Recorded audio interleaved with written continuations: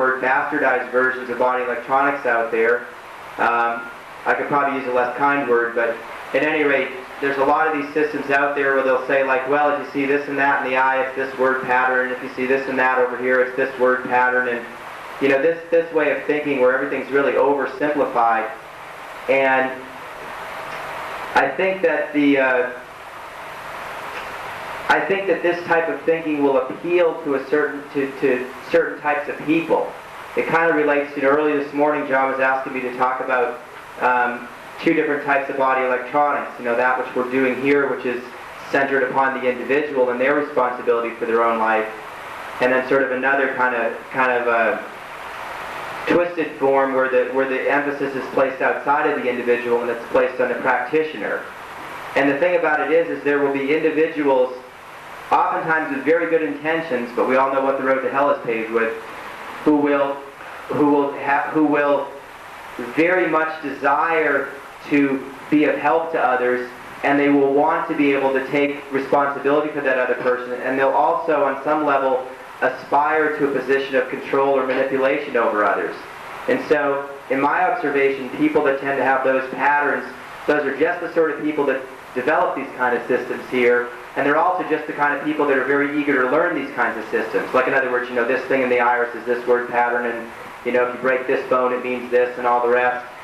It usually has a lot to do with a desire on the part of that individual to be in a position of control over others. Like the person that kind of wants to set themselves up as the all-knowing one, that sort of thing.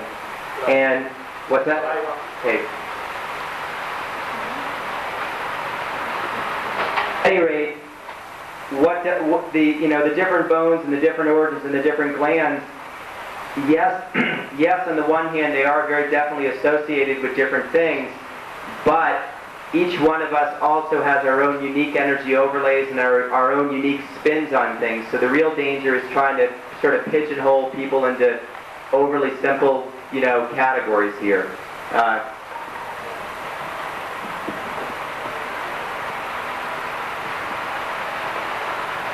You can get some books on Louise Hay. Have you seen Louise Hay's books? Yes. They're excellent. You can learn a lot from them. But I want to say that her simplification of this isn't quite that simple in my understanding, in my experience. And even though you can learn from that somewhat, don't take that as gospel, because it's not set in concrete. And the conditions there are far more complex than what she would allow them to be in her writings. But yet that will give you a little idea and a little indication, as long as you don't establish yourself that everything's going to be that way. You can read Louise Hay's books profitably, but don't get stuck into her thinking. I just wanted to say, I smashed my skull when I was 4 years old, and I actually died.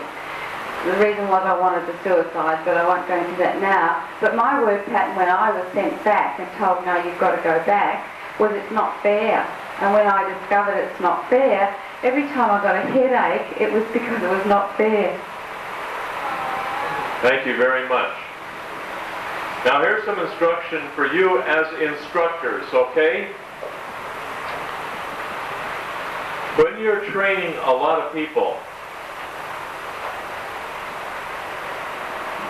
you as instructors are going to have people coming up to you trying to manipulate you and try to control you in a number of various ways, because you're going to find a lot of people who are into total control and they are not able to change their way of life, so they will want you to change your life.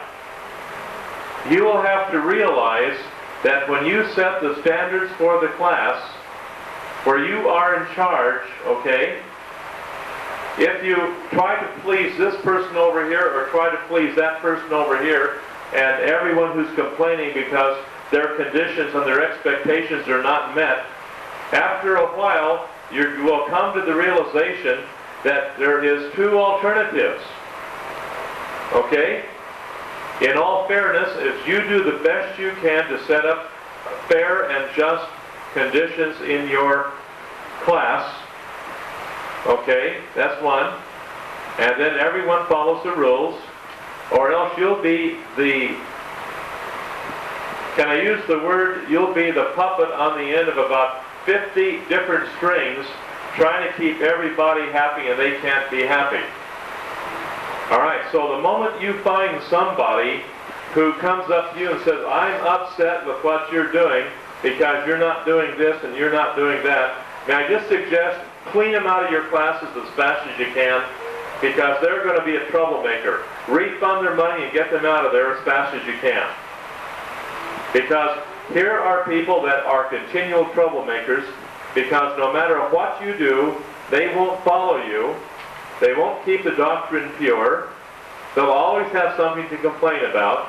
They'll always have conditions and expectations they're going to try to manipulate around, and just very gently get them out of your classes, so for the next month you'll have peace and harmony. Is that clear? Now you've got that responsibility to create peace and harmony for the other people in the class.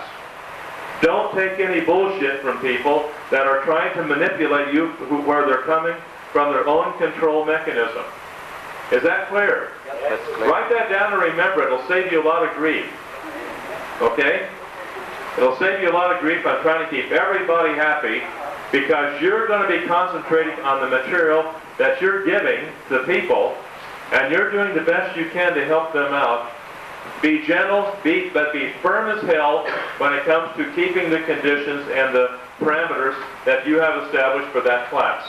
There's exceptions to that, I'm sure. But you'll find some people who will never be pleased no matter what you do. Okay? Let them know that. And make no bones about it. All right? On that note, question number 30. Have you had any serious illnesses? This is important because when the person gets on the program and they get into their healing crisis and they start re-experiencing, they will go back through the illnesses they've suppressed. And they may call you up, and if they've had pneumonia, they may call you up and say they're coming down with pneumonia, they're having pneumonia-type symptoms. You've got to know that they've had these things in the past and that they're re-experiencing them. Yes? What if you're dealing with mental illness? Speak for that. What if you're dealing with somebody who has had a mental illness of some type and goes back and re-experiences that, and you have a nut, so to speak, on your hands? Let's say you've had a bad trip on a drug, and the drug has kind of burnt the person's mind out. They can't think clearly because they've been on marijuana for 20 years, or they've been on LSD for another 20 years, okay? These people are going to go back through their bad trips. And if you're going back to your bad trips, you might as well enjoy them, I guess. Speaking from personal experience,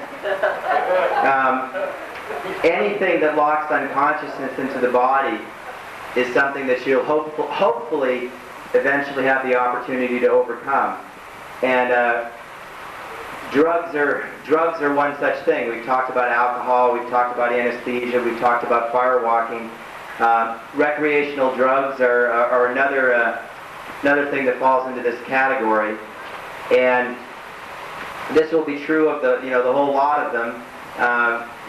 From personal experience, I can testify to this with regard to marijuana, LSD, and mushrooms. I'm sure there are many others that would fall into this category.